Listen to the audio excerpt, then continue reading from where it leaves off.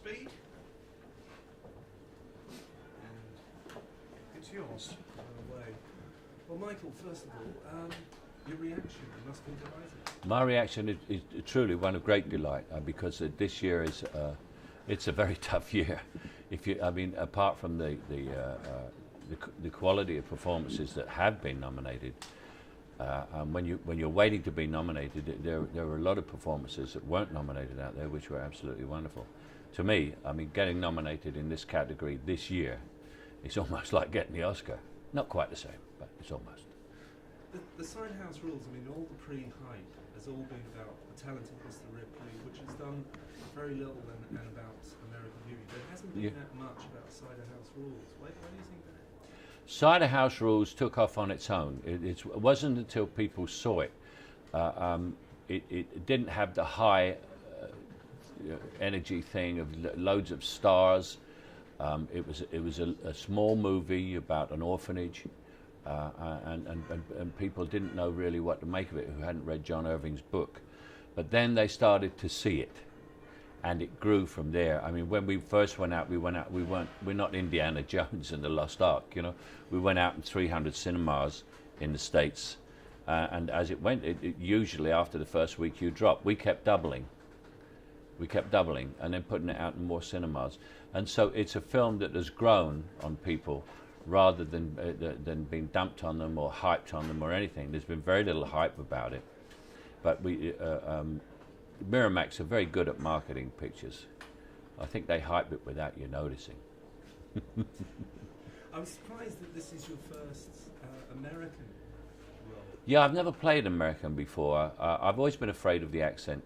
And when I was offered this script by Harvey Weinstein at Miramax, I said to my American dialogue coach, I said, well, let's work for this on 2 weeks, and then you tell me, and if I can't do this accent, turn it down. And at the end of it, he said, no, you can do it.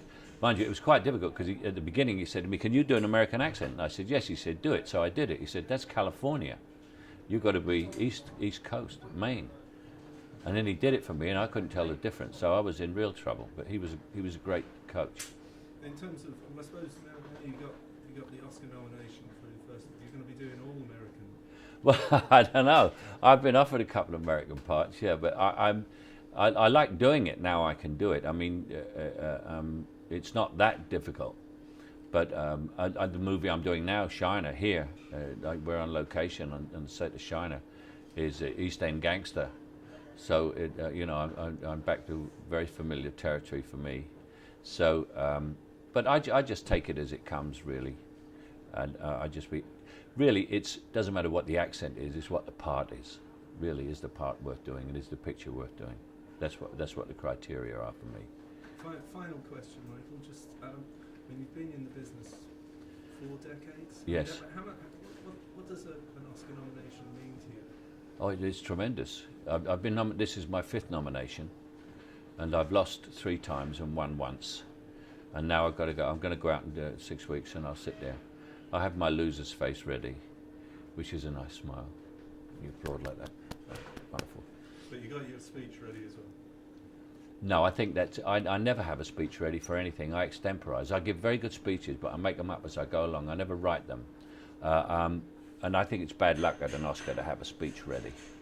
I think you've got to look surprised and be surprised, literally. And I think that would be great. But really, this is a very tough category.